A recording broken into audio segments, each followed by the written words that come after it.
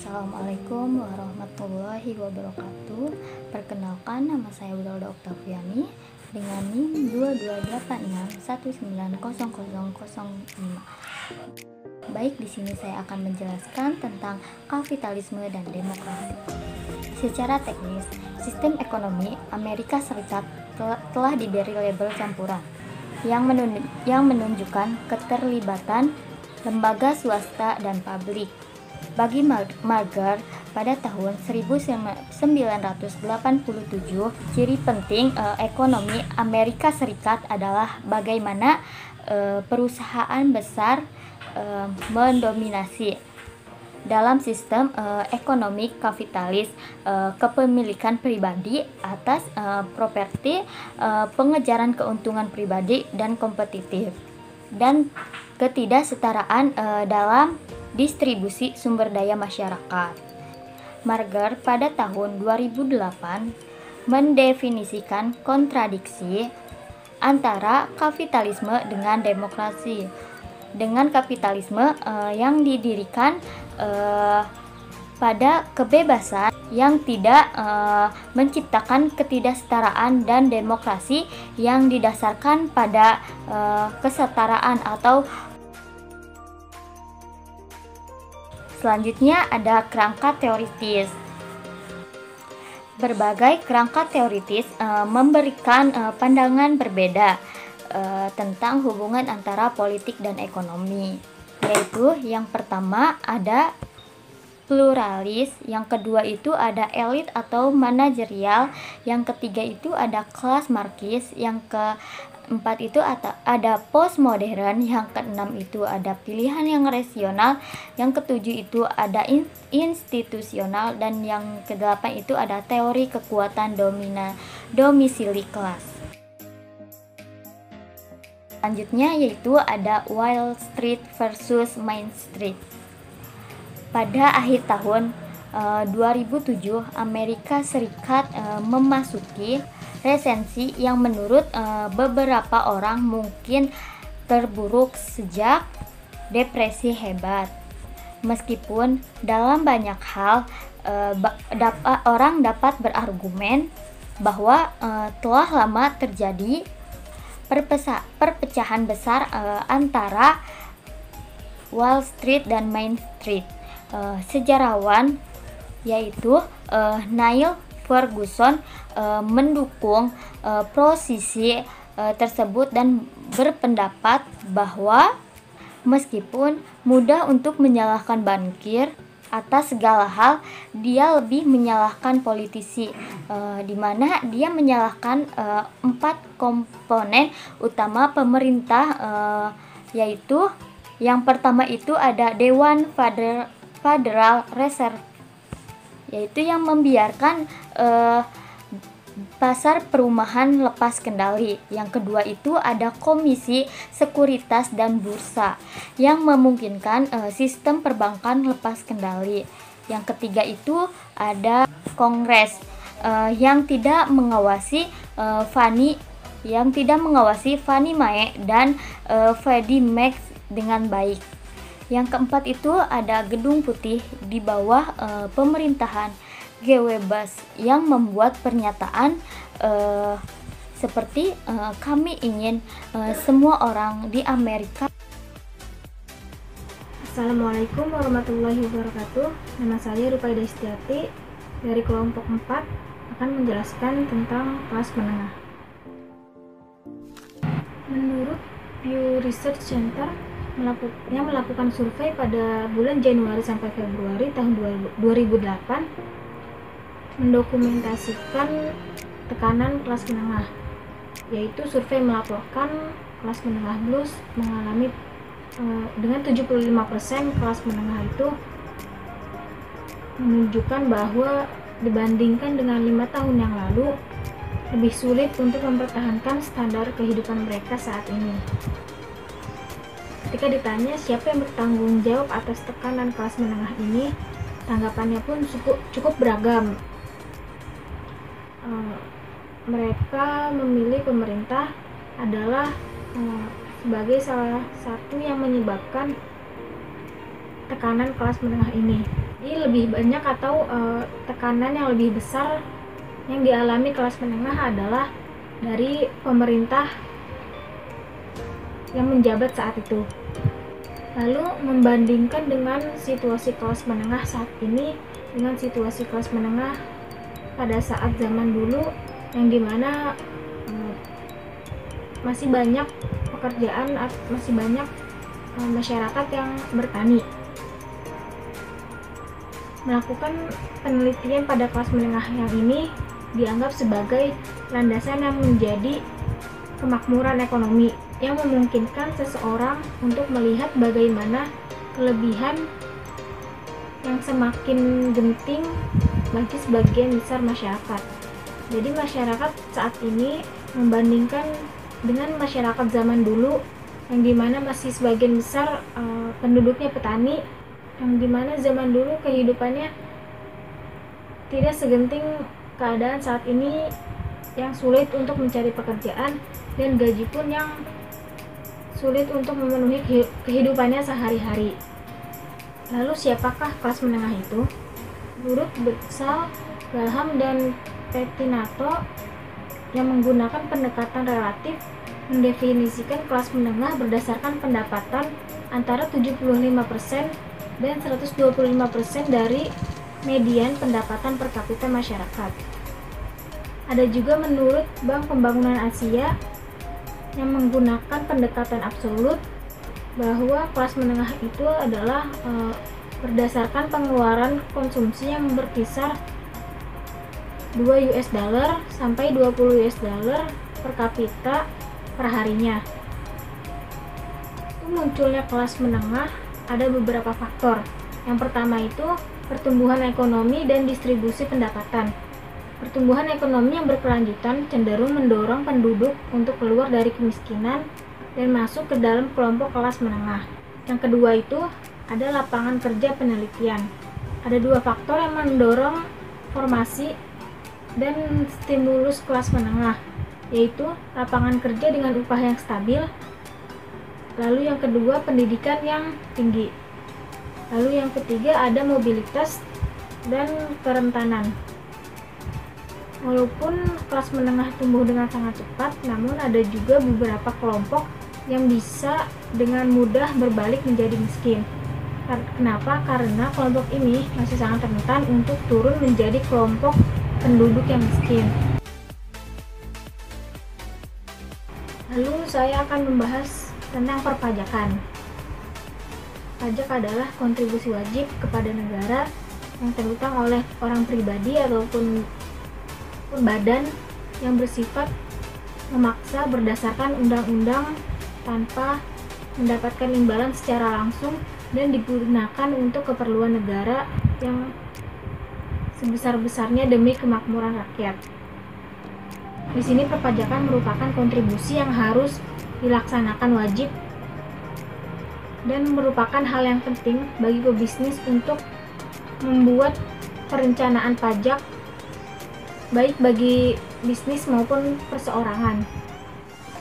Fungsi pajak ada 4, yaitu fungsi anggaran, fungsi pengaturan, fungsi stabilitas, dan fungsi redistribusi pendapatan. Pada salah satu slogan Revolusi Amerika adalah tidak ada pajak tanpa perwakilan, yang menunjukkan betapa kuatnya perhatian orang-orang tentang pembayaran pajak yang tidak ada. Benjamin Franklin menyatakan, di dunia ini tidak ada yang pasti kecuali kematian dan pajak, yang menunjukkan luasnya perpajakan. Sebagaimana telah dikemukakan, kebijakan pajak adalah alat dasar yang tersedia bagi pemerintah untuk membantu mengatur perekonomian. Pada tahun 1912, amandemen ke-16-an memberi Kongres kekuasaan untuk memajaki pendapatan tanpa pembagian, dan Kongres kemudian mengadopsi pendapatan bertingkat pajak atas individu dan bisnis. Pajak perorangan. Untuk mendapatkan gambaran tentang berapa banyak publik membayar untuk pemerintah, Tax Foundation, sebuah kelompok fiskal, menghitung kapan itu terjadi. Kapan hari kebebasan pajak terjadi setiap tahunnya. Total koleksi pajak untuk negara dengan pendapatan total memberikan ukuran yang sangat besar tentang berapa persentase dengan pendapatan publik yang digunakan untuk semua bentuk pajak. Ini menunjukkan temuan pada tahun 1900 hingga tahun 2005 hingga tahun 2008. Temuan Tax Foundation secara umum menunjukkan adanya peningkatan jumlah dari kerja yang dibutuhkan masyarakat untuk membayar pajak, meskipun pada tahun 2000 menunjukkan jumlah angka yang tertinggi.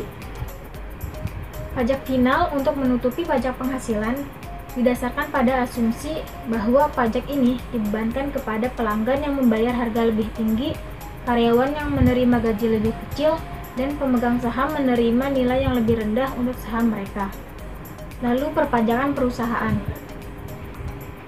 Korporasi telah menyumbang presentasi yang lebih rendah daripada pendapatan mereka dan individu untuk pendapatan pajak. Pajak perusahaan telah membuat proporsi yang menurun dari total pendapatan pemerintah federal selama abad ke-20. Sebuah studi oleh GAO mengungkapkan bahwa 1,2 juta perusahaan Amerika Serikat atau 2/3 dari perusahaan AS Amerika Serikat tidak membayar pajak penghasilan federal antara tahun 1998 dan 2005.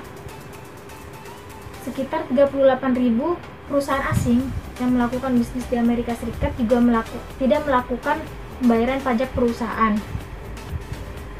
Korporasi Amerika Serikat semakin banyak menggunakan teknik yang disebut inversi yang menjadi legal berdasarkan Undang-Undang Amerika Serikat pada tahun 2002. Perusahaan Amerika Serikat telah memasukkan sebagian bisnis mereka sebagai anak perusahaan di negara tertentu seperti Kepulauan Cayman untuk menghindari pembayaran pajak perusahaan. Anak perusahaan ini juga dapat dibuat untuk memanfaatkan peluang penjualan atau situasi tenaga kerja yang menguntungkan. Negara-negara ini disebut surga pajak karena mereka memiliki sedikit atau bahkan tidak ada pajaknya. Perbandingan internasional mengenai perpajakan. Kebijakan perpajakan Amerika Serikat berbeda dengan banyak negara OECD, di mana beban pajak keseluruhan sebagai presentasi produk domestik bruto cenderung lebih rendah daripada negara-negara maju. Presentasi Jepang juga sangat mirip dengan Amerika Serikat, yang dimana sejak 1980 pajak perusahaan Amerika Serikat sebagai presentasi dari PDB kurang dari rata-rata untuk negara OECD. Pada awal tahun 2000-an, presentasi pajak perusahaan Amerika Serikat hanya 1,5 hingga 2% dari PDB. Perpajakan internasional sendiri merupakan kesepakatan perpajakan antar negara yang mempunyai persetujuan penghindaran pajak berganda dan dilakukan sesuai dengan ketentuan dalam konvensi Wina. Persetujuan ini mengakibatkan peraturan pajak yang berlaku di suatu negara tidak berlaku atas penduduk atau organisasi asing apabila sudah disepakati perjanjian bilateral khusus antara dua negara yang memiliki kesepakatan tersebut. Pada umumnya, ada dua faktor yang mempengaruhi ketentuan pajak internasional di suatu negara. Yang pertama itu personal connecting factor, yang dimana faktor penghubung yang mengaitkan hak pajak suatu negara berdasarkan status subjek pajak negara tersebut. Yang kedua ada objective connecting factor, yang dimana mengaitkan hak pajak suatu negara berdasarkan keberadaan aktivitas ekonomi atau objek pajak terhubung dengan daerah teritorial suatu negara. Negara kesejahteraan. Penting untuk kita sadari bahwa kesejahteraan sosial, terutama di Amerika Serikat, yang dibahas dalam buku ini terdiri dari sejumlah program sosial yang berbeda. Beberapa di antaranya disebut program sosial seperti SS atau Security System, keamanan sosial, dan Medicare atau kesehatan yang dapat dibayar memakai pajak gaji.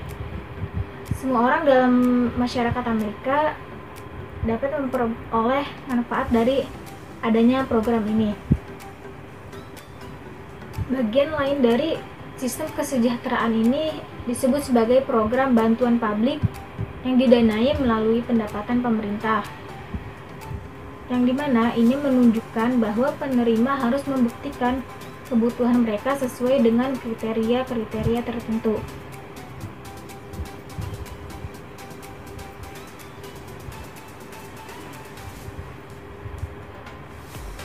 Negara kesejahteraan juga adalah konsep pemerintahan ketika negara mengambil peran penting dalam perlindungan dan pengutamaan kesejahteraan ekonomi dan sosial warga negaranya.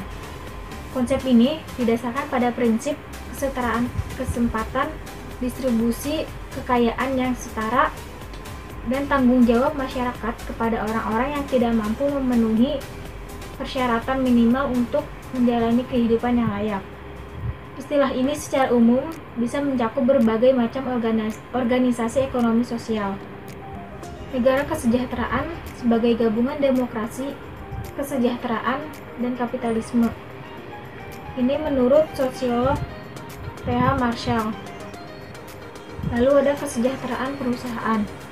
Sebenarnya di sini banyak perusahaan yang tidak membayar pajak sama sekali, sehingga dapat dikatakan kesejahteraan perusahaan terkadang disebut dengan kesejahteraan hantu.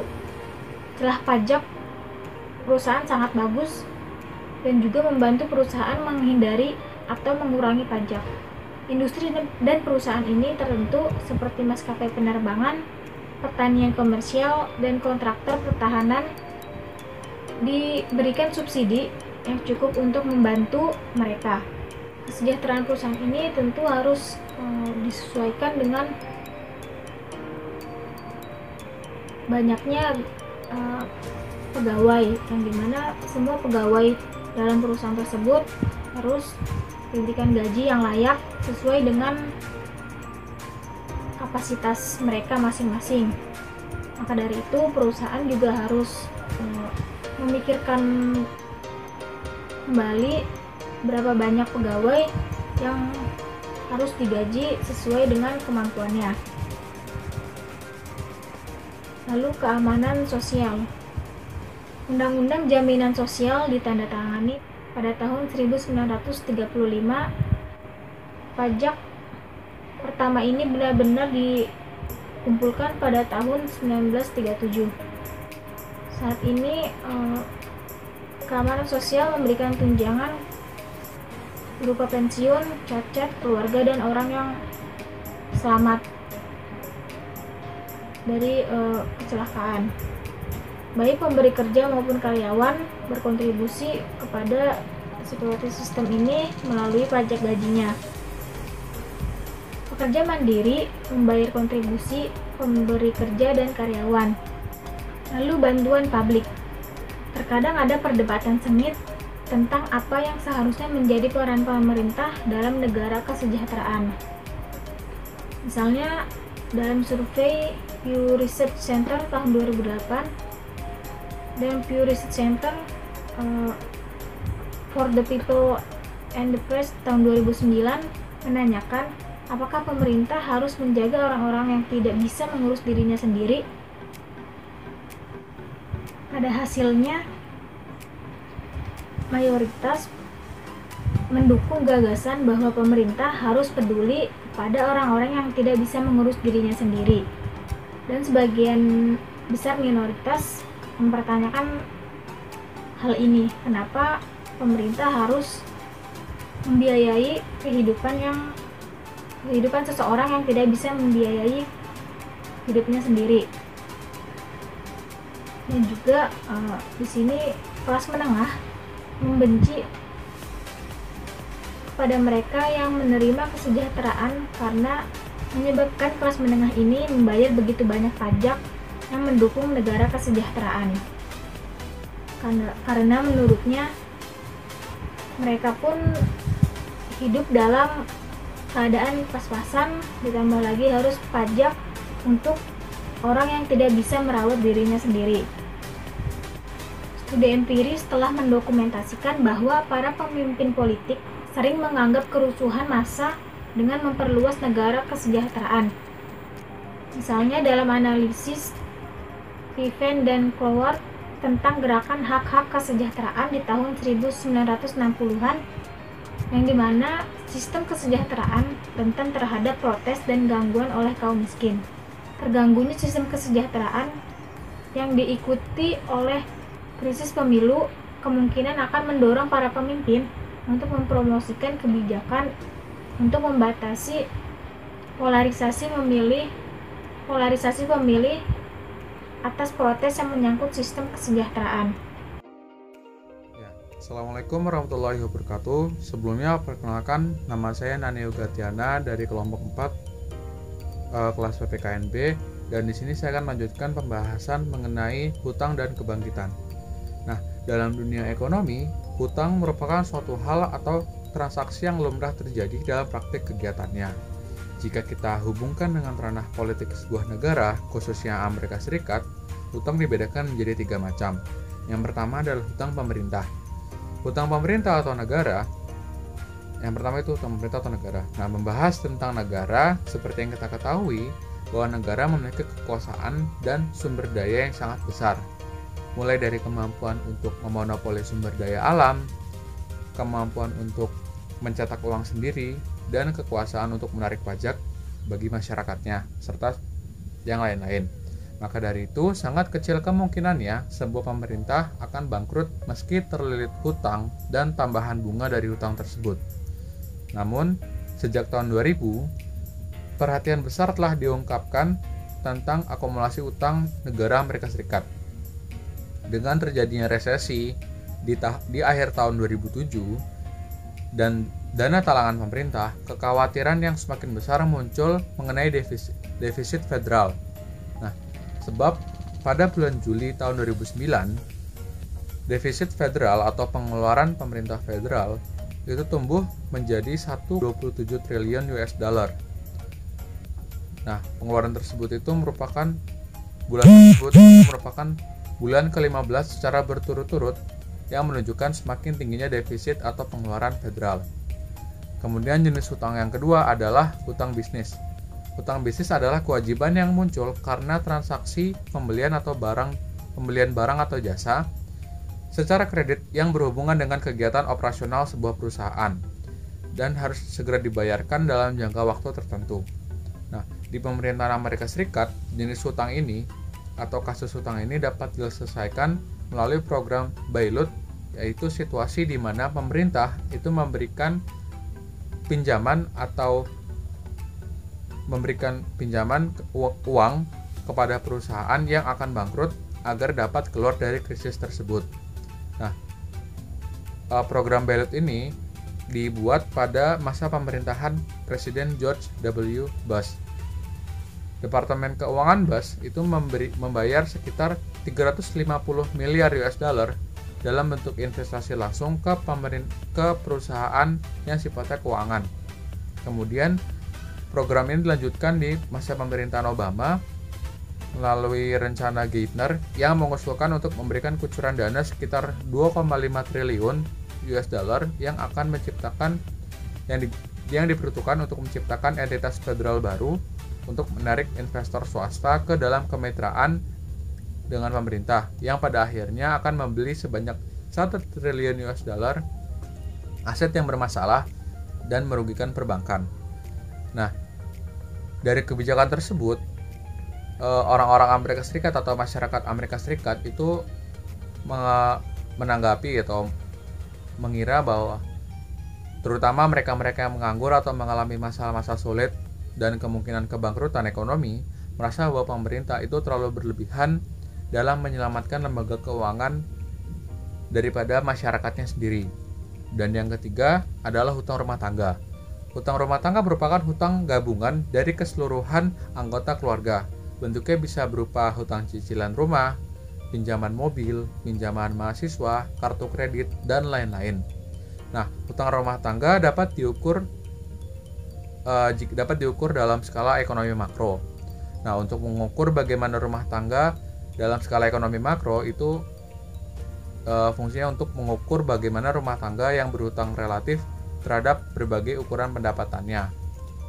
Nah, beban hutang keluarga juga dapat diukur dalam jumlah bunga yang dihasilkan relatif terhadap pendapatan peminjam. Misalnya, Federal Reserve Amerika Serikat mengukur rasio layanan utama rumah tangga atau DSR.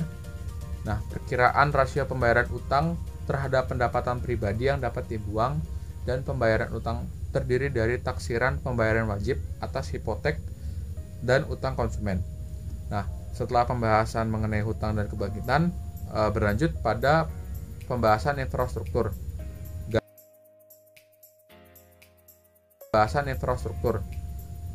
GAO atau Government Accountability Office pada tahun 2009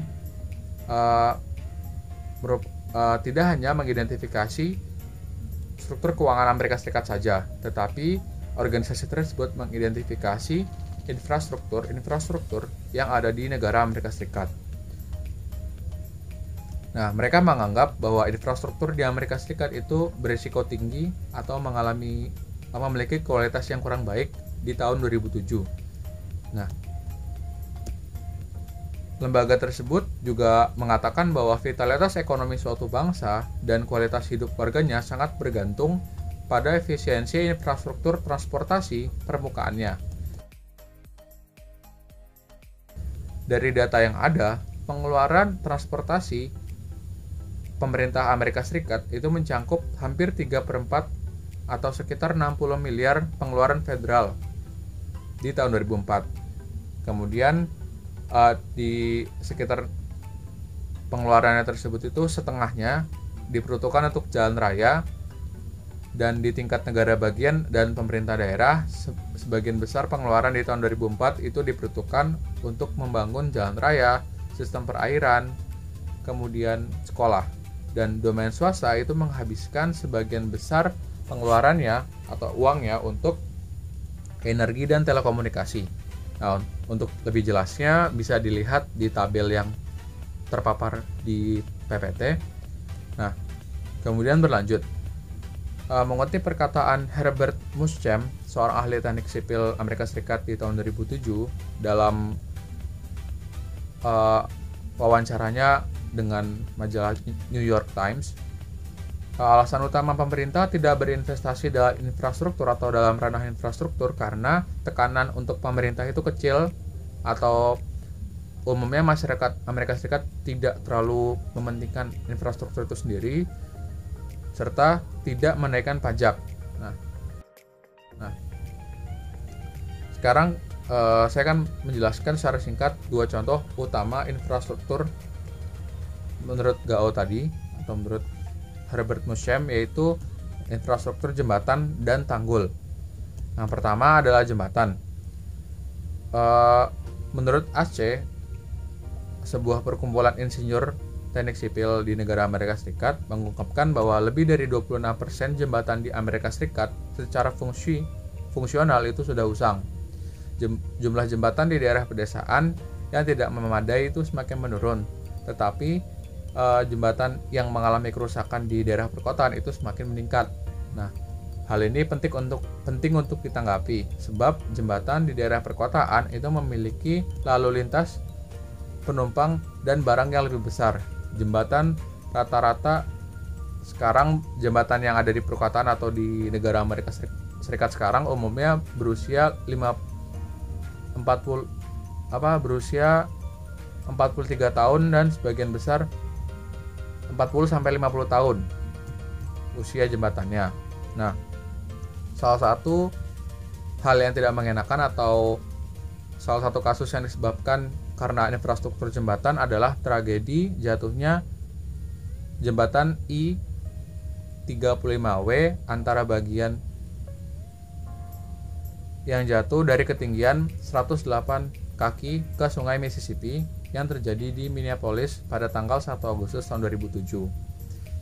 Hal itu mengakibatkan 13 korban jiwa dan 145 luka-luka.